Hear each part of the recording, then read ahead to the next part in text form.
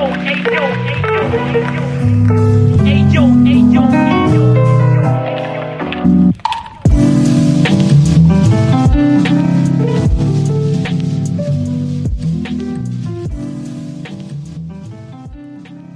project is a no-profit foundation about visual art and photography.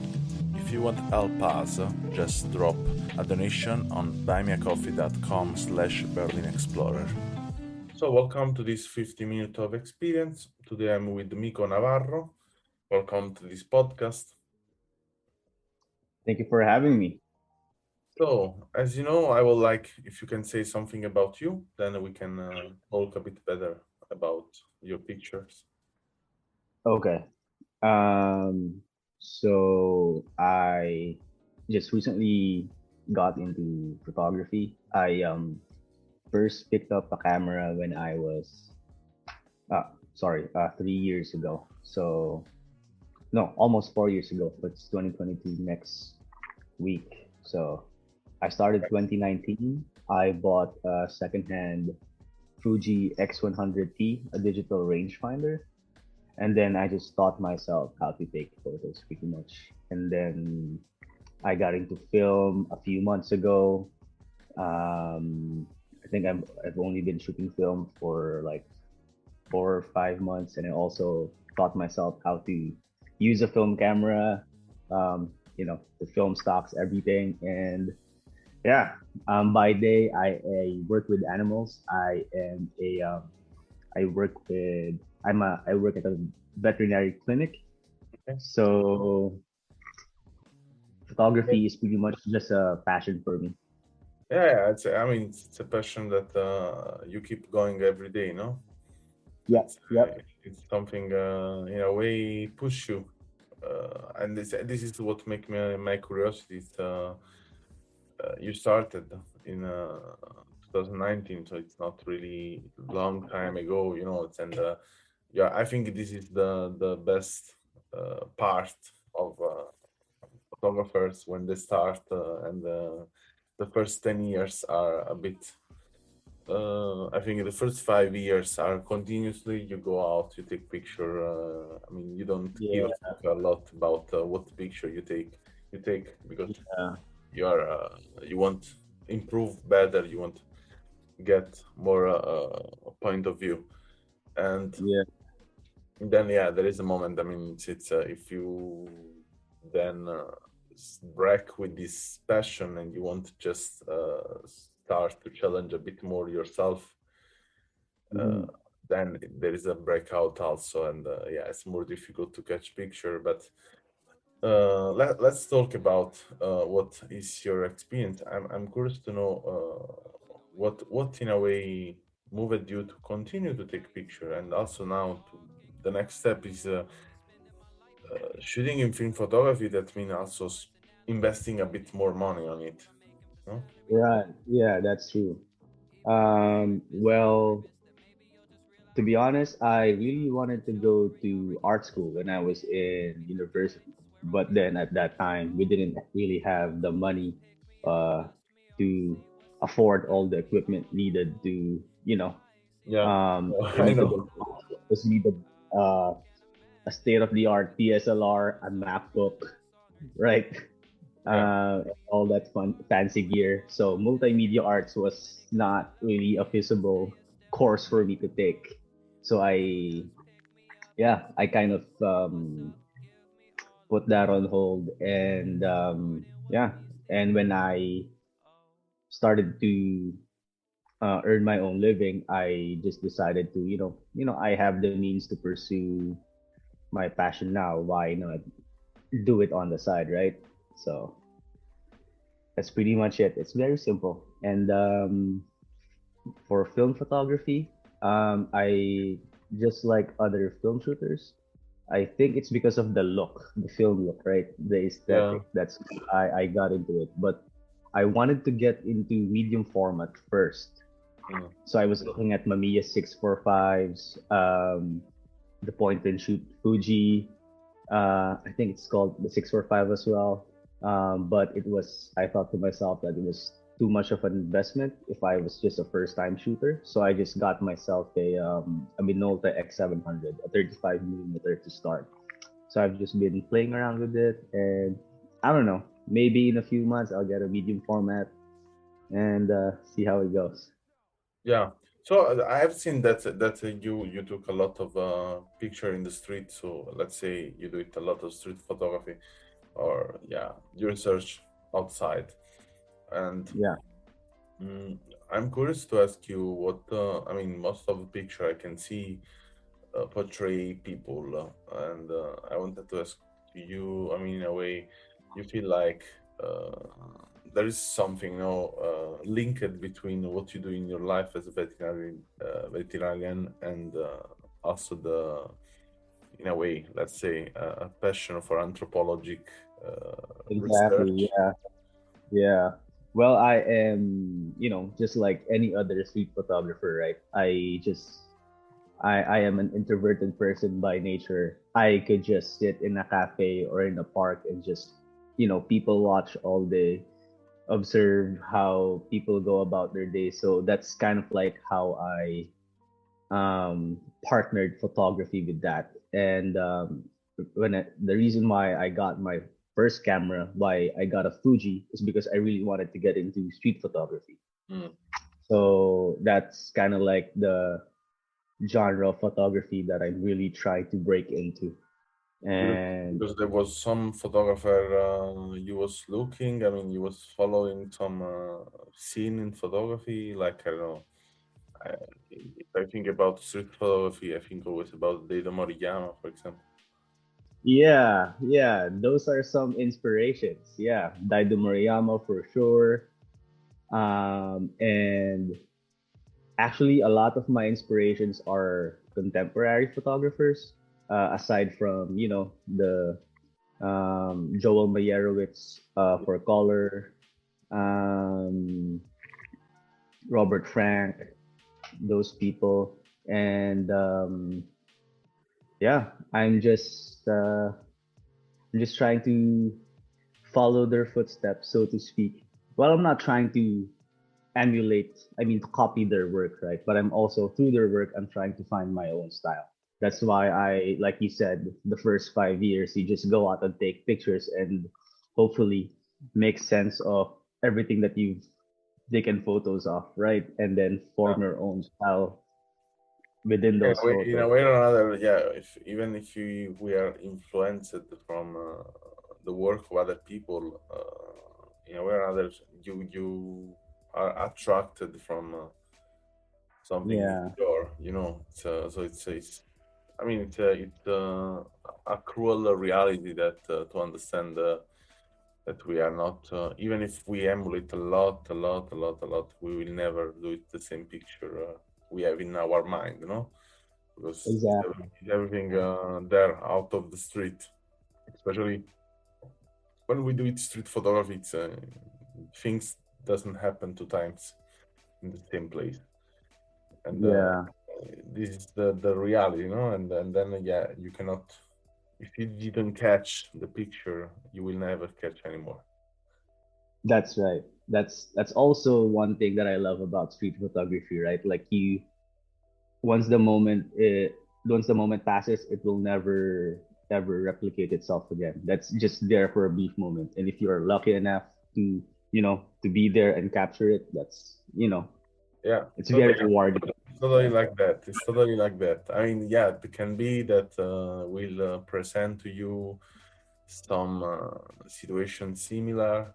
Can be this. I mean, this made a body of work. Sometimes collections of things that are repetitive in years, but not the same things. And this is something. I mean, when I teach photography, especially street photography or yeah, street photography or documentary, I always say that it's like when you want to kiss someone, if you don't kiss at that time, in the moment you feel it, probably this person will kiss someone else one day, and you will be fucked. Yeah, It's the moment, and you don't have to think about. You have just to act, react yeah. You just based have, on what you get. No. Yeah, exactly. And I want to ask you, in yeah, I think there are many reasons why you moved on in photography, and I wanted to ask you if you want to share some experience you think you will not be able to doing without starting photography. Hmm, that's a very good question. I've never really thought about that. Experiences. Because of, do you mean that experiences I wouldn't have had if it weren't for Yeah, photography? yeah, Oh, okay. All right.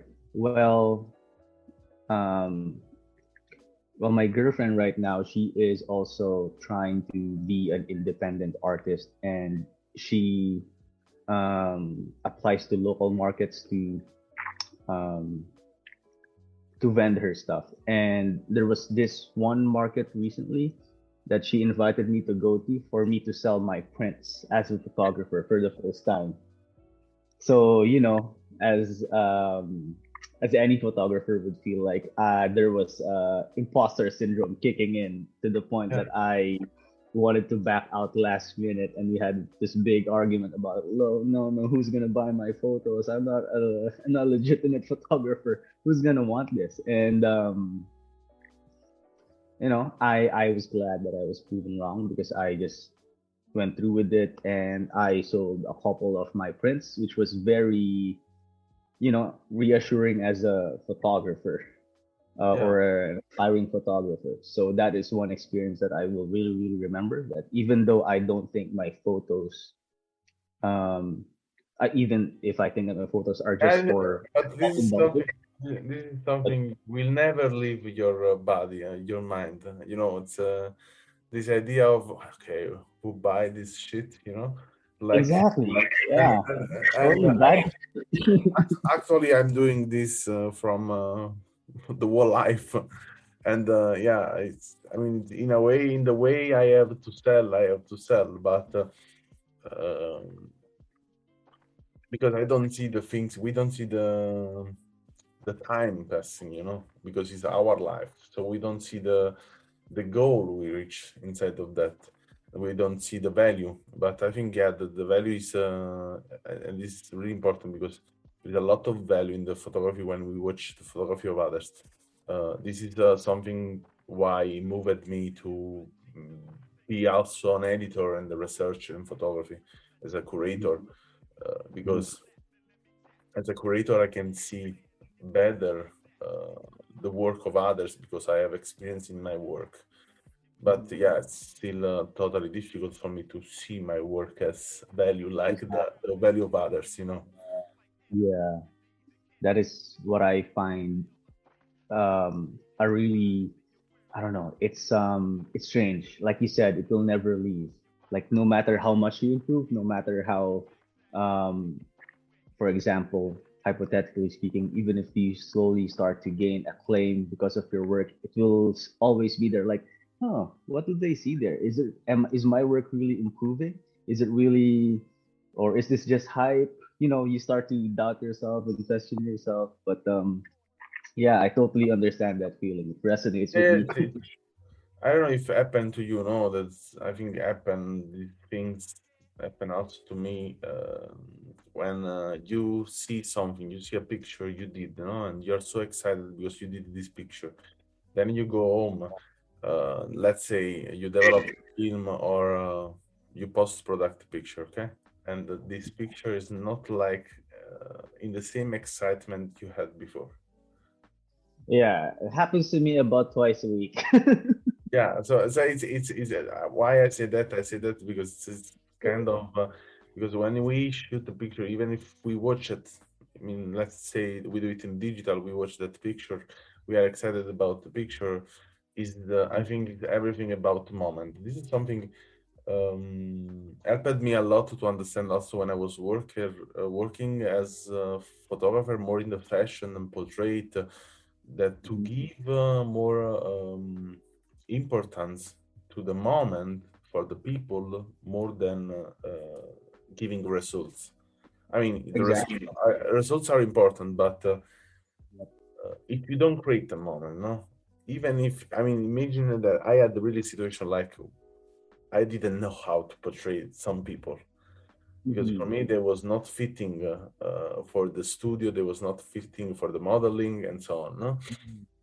But I had to create in a way, you know, a kind of lie or idea inside of them that what we was doing was good. And so then I started to understand even better that most of the time really good picture come from biggest lie. Mm, This is yeah. something, yeah, you can learn a lot. I mean, there are many philosophers also or researchers they talked about. I mean, as Susan Sontag, so on. I mean, Mm-hmm. there is a lot of discussion about that, because most of the time it's also how do you sell the picture, you know, that make the value. Sometimes, I mean, you have to also be really good to don't to be a really good storyteller and create a really good story that fit.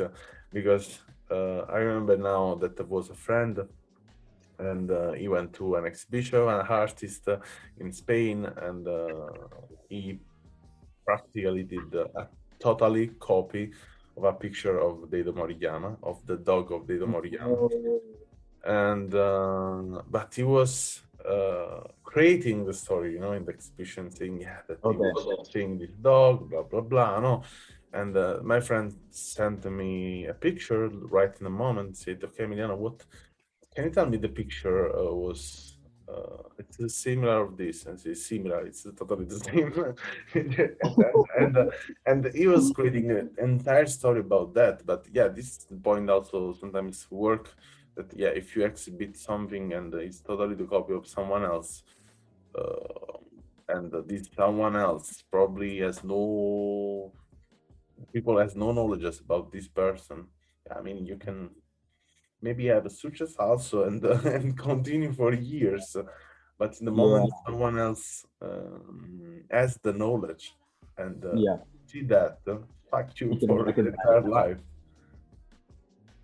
So it's in a way or another, it's always to create a bit of not lies but good stories around. And I think Mm-hmm. this what make a bit the point of master photographer, if we want to call them in that way, like Merowitz or I don't know, Gil Perez, or there are many. Mm-hmm. Bruce Gilden also, no? They in a way move on a story. I mean, even William Klein, no? They they are character. I mean, Yeah. they have some kind of expression or way to Mm-hmm. be that Mm-hmm. in a way or another, so that make them the first character, and then picture even more. Mm-hmm. And you can also tell who. Sometimes you can tell who took the photo, right? Oh, that's Joel Meyerowitz. Oh, that's Dardo And Moriyama. It's a it's distinct style. something really discussed, especially in university, uh, because yeah, many historical arts say that it's you can recognize the sign of an artist, a painter, but not of a photographer. But I don't think it's like that, because I think you can really, I mean, you need much more knowledge just about the person you're talking about. So you have Yeah. to be really a specialist about some photographer. And Mm-hmm. when you are a specialist in base of this photographer, you can recognize the sign. But yeah, in some ways, it's not really like recognize, you know, the music, recognize the paint. It's totally different, because the subject is always the reality, you know. Mm-hmm. So if there is not a certain repetition of elements and lights and so on, it Mm-hmm. starts to be really difficult then to recognize who did that and who did that other. I mean, I completely. if you watch, for example, the picture of the entire course of the 80 of the International Center of Photography, 90% of the students doing the same picture. I mean, the same style, the same, you know, because they were influenced from the same teacher, and Oh. yeah, it then starts to be difficult. I mean, I'm talking about, for example, Antoine Dagata, Michel. Ackerman, Anderson, Christopher Anderson, and so on. So all the class there come from this time. They take really similar picture, and it's really difficult to recognize then the style when you put all together. Right. That's why right now I also was in that type of crossroads because I know that, especially now, 2021, 2022, this is probably a time wherein there are a lot of photographers ever. Like it's so easy to just buy a nice camera, to have the software, to have the gear, to, Yeah, um, especially in this period after I mean, in the pandemic, the market of cameras, as I know, is going down and down and down. I mean, many companies they are going to close. I don't know, for example, there is Nikon also has a lot of problem, and I think if they don't have, I think they have a partnership with Mitsubishi. I mean, they have the same department. I think they will close, or many others also. Olympus doesn't produce any more cameras. Uh, oh, so never heard of that. it's many market of cameras is going down because you have for sure there are a lot of people they are developing that, but in same ways there are also a lot of people they are not working anymore. So then Mm, the market is going down. yeah, which is sad, right?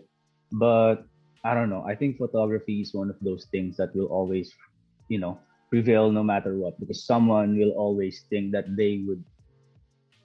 that they need to document the times that they live in, right? So Yeah. 50 years from now, people will see a work of someone who lived, of a photographer who lived during the pandemic, and see, oh my gosh, they were all wearing masks. Like, what a weird time to be alive in.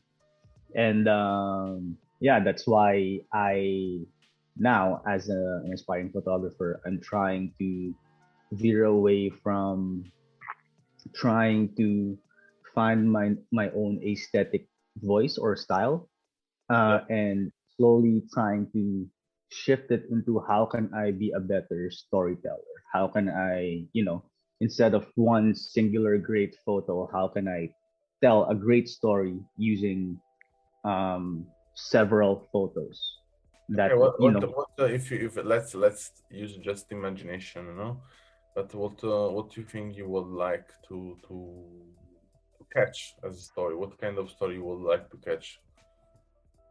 um, like you said, the anthropologist in me would like to, tell stories about personal experiences that I have been going through. For example, like I am an immigrant. I am from the Philippines originally, and I immigrated from the Philippines to New Zealand, and then now I am in Canada, and I've been here for a year. So I kind of, and I know I've met a lot of Filipinos here who are also in the same boat. They're just trying to, look for themselves outside of um, their native homes where they came from. So I'm trying to get in touch with other photographers, Filipino photographers within this area, trying to collaborate, trying to um, discuss with them what kind of project we can start, how can we, um, expose this social concern to how do we convey this in the best way possible to tell people how um, what we are going through.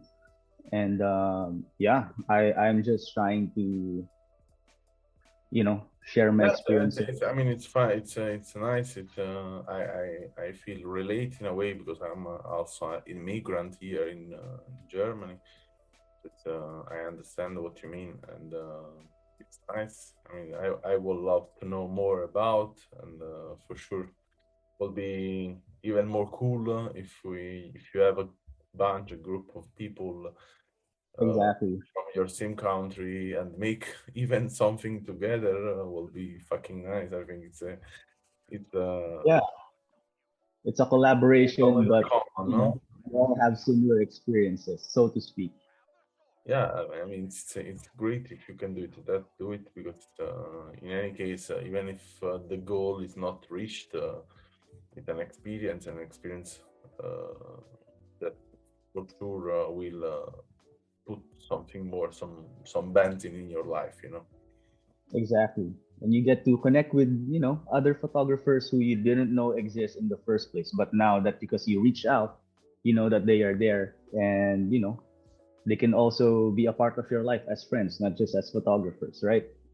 So we found, the experience, in a way that you grew it in photography. The point is, yeah, connecting with the people you would never expect to connect before, Yes. uh, and realizing some things that are outside that you was not aware before existing. Many things. I mean, yeah, I think there are a lot when we have to talk about photography. It's difficult, but I think what I'm trying to do with this podcast is also give this opportunity to start to think, because I think the real way that we start to think something is when we start to talk about something, and then we Mm. realize. I mean, most of the time, I think what come out in the podcast is not the real thoughts you have inside, because then after the podcast you start to think, oh wow, I could talk about that, it's all right, wow, now I have this. And yeah, it's in a way I take this podcast as also a way to connect with people. And yeah, I mean, so no, I mean, I don't exclude to have another talk, for example, with you or with all the others in the next year. And yeah, to continue to keep in touch, even if I just relate to your story 50 minutes per year. It's in a Yeah. way a research. I'd be happy to come back here if you'd have me. Yeah, sure. We can do it. I mean, for sure. Now you are in my mailing list. So yeah, it was nice to talk with you today. It was nice to meet you and to have some It's a pleasure as well. Thank philosophy you. with you. And yeah, I advise people to get a look at your portfolio. It's a nice. I'm still working on it. I'm not a very techy person, so all I have is a link tree for now, Yeah, and it's, a it's, it's a nice. website I'm working on. It's a nice body of work. I think it's. I mean, I would never say that you should picture just from for years, because there are stuff is pretty interesting, and yeah, it's on your website for sure. Yeah, it's you're fresh, so then it's more difficult to manage. But what I would for sure advise to you is to probably start to think in a way more collectible, and like Yeah, thinking about, okay, what I have in my archive now, this, and to start to create collection. It's like, I mean, yeah. there are many ways to create collection, to create series, no? And there are people, so the way really easy is like by color, for example, by scene. So many Mm, amateur photographers do it only nature, landscape, and it's so on, and it's really in a way structural. Not Don't put a lot of fantasy inside, but yeah, when yeah, mm, advice I can give you, it's like think photography as poetry. So start from a point and then take picture in base of, oh, yeah, I want to put this in my story, and this is I think the amazing part of also making curation sometimes is that you can grab the picture from the crowd and start to create other stories. I mhm. mean, no one in a way push you to follow a line, and then you can create a line. Yeah. That's what I've been working on. How to tell a story cohesively, not just random photos, right? Because that's what I've been doing up to this point. So Yeah, I'm so working on it. just telling a story is what you want to tell, and uh, it's better to don't think about a lot about the body of what you want to say, but more about the communication in which way you want to say. And Oh yeah. then, as I said, even if you shoot, I don't know, for example, for sure there is a street that you go always there. I mean, Yes. another during the year you go there, I don't know, 50 times, 100 times, and Yeah. just take a picture of all the street and say, okay, this is my experience in 1 year, in 2 years, in 3 years, in 5 years, in Yeah. this street, in the same street, what fucking happened there always. Yeah. That's right. And you have the And subject, you have the subject. This is the street, but in a way or another, no one knows, because for sure in that street, many things change, many perspective, many, black and even the white, seasons or change. film, digital, where else? Yeah. Yeah. Okay, Thank you. I will so take that into heart. thank you a lot for your time, and Thanks a lot as well.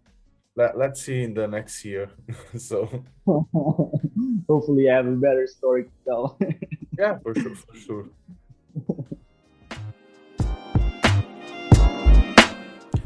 Thank you for listening to this podcast, and if you want to learn more about us, you can visit the link allmylinks.com, Berlin Explorer, or our website bexproject.com. And if you want to follow us, you can always get news from Instagram on our account BEEX Project. Thank you again, and see you in the next episode.